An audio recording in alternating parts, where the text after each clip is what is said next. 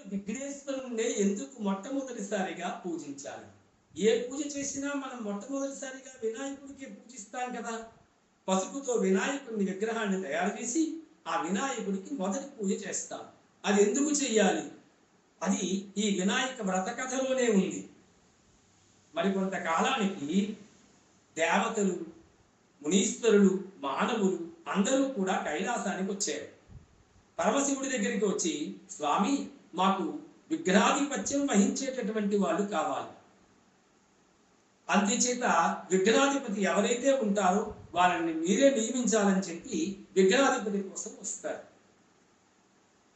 సరేనని చెప్పి శివుడు గణపతి పెద్దవాడు కాబట్టి, గజాననుడు పెద్దవాడు కాబట్టి గజాననుడే విఘ్నాధిపత్యం ఇవ్వాలి అనుకుంటాడు. కుమారస్వామి పరాక్రమవంతుడు కాబట్టి నాకు కూడా విఘ్నాధిపత్యం కావాలని పోటీ పడతాడు అన్నగారితో. ఇద్దరు పోటీ పడడం వల్ల ఒక పరీక్ష పెడతాడు పరమశివుడు. అదేంటంటే, ఎవరైతే అన్ని పుణ్య నదులలో స్నానం చేసి ఎవరైతే ముందుగా వస్తారో వారికి విఘ్నాధిపత్యం ఇస్తారంట. సరే అని చెప్పి కుమారస్వామి వెంటనే నెమలి వాహనం కదా వేగంగా ఎక్కి వెళ్ళిపోయాడు.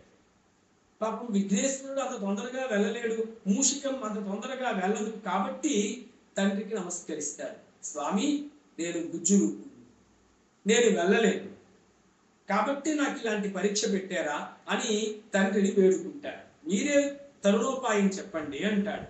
అప్పుడు పరమశివుడు, నాయనా, నారాయణ మంత్రాన్ని జపిస్తూ మా చుట్టూ ప్రదక్షిణ 3 సార్లు చేస్తే తప్పకుండా అన్ని నదులలో స్నానం ఆచరించిన పుణ్యఫలం నీకు లభిస్తుంది, ముందుగా స్నానం చేసిన పుణ్యఫలం లభిస్తుందని చెప్పడంతోనే వినాయకుడు, అదే గజాననుడు, ఈ తల్లిదండ్రుల చుట్టూ ప్రదక్షిణ చేశాడు నారాయణ మంత్రాన్ని ఉచ్చరిస్తూ.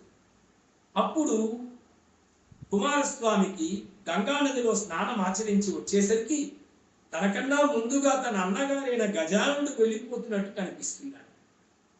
ఇలాగా ఏ నదులలో పుణ్యస్నానం ఆచరించినా ఆ నదులలోనే కనిపిస్తున్నాడు గజాననుడు. ఆశ్చర్యపోయాడు ఒక్కసారి కుమారస్వామి. తన తప్పు తెలుసుకున్నాడు.